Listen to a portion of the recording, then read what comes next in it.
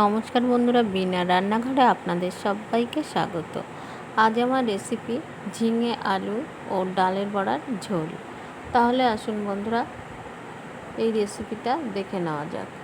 দেখুন, রেসিপি বানানোর জন্য আমি ঝিঙেগুলো এরকম লম্বা লম্বা কেটে নিয়েছি, আলুগুলো, আর এখানে আদা, জিরে, কাঁচা লঙ্কা আর গোলমরিচটা বেটে নিয়েছি। আর এই ডালটা দেখুন, ছোলার ডাল, এটা সারা রাত ভিজিয়ে রেখেছিলাম। আর এটা ভালো করে জল ঝরিয়ে এই মিক্সিং জারের মধ্যে আমি বেটে নেব। জলটা না দিলেই ভালো হয় বন্ধুরা। এখানে দেখুন, কাঁচা লঙ্কা আর আদা নিয়ে নিলাম কয়েক টুকরো, আর সামান্য জল দিয়ে দেব যাতে পেস্টটা একটু আঠালো টাইপের হয়, সেই জন্য আমি অল্প জল দিয়ে নিলাম। আগেকার যে মা ঠাকুমারা কিন্তু কিছু ঘরে না থাকলে এইরকম ডালের বড়া দিয়ে যে কোনো তরকারি রান্না করে বাচ্চাদের কিন্তু মন জয় করে নিত। বন্ধুরা দেখুন, এই ডালের বড়ার মধ্যে আমি লবণ, হলুদ আর দিয়ে দেব একটু চাট মশলা।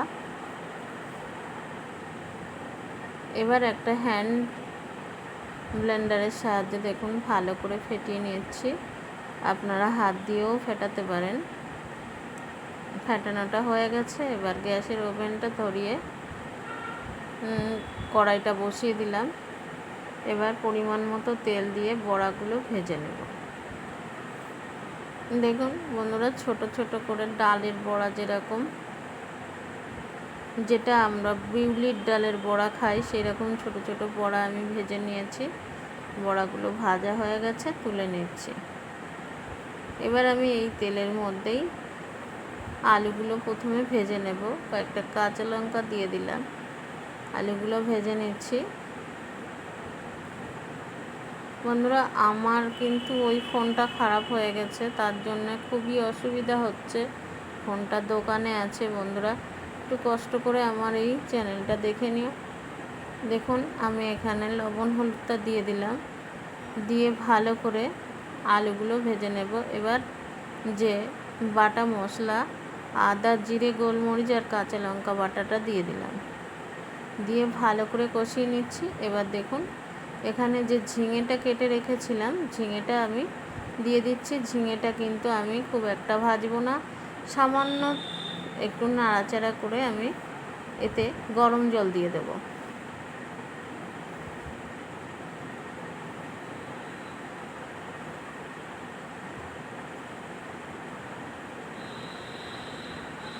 দেখুন, গরম জল দেওয়া হয়ে গেছে। এবার আমি এটাকে ঢেকে রাখবো। 15 মিনিট পরে ফিরে আসলাম। দেখুন, এবার আমি এতে দিয়ে দিচ্ছি যে বড়াগুলো ভেজে রেখেছিলাম, ডালের বড়াগুলো। আলুগুলো সিদ্ধ হয়ে যাওয়ার পরে এই ডালের বড়াগুলো দিয়ে দিলাম, কেননা এই ডালের বড়া কিন্তু খুবই নরম জিনিস।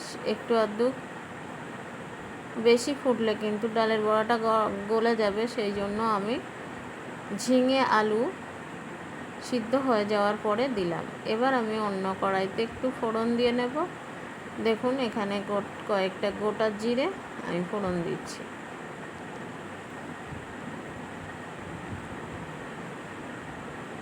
বন্ধুরা, এই ফোড়নটা আমি দিয়ে দিলাম। এবার একটু ফুটতে দেব।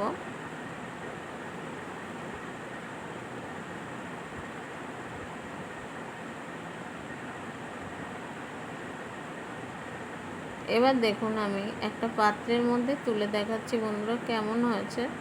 বন্ধুরা দেখুন, দেখলেই বুঝতে পারছেন একদম হালকা পাতলা ঝোল।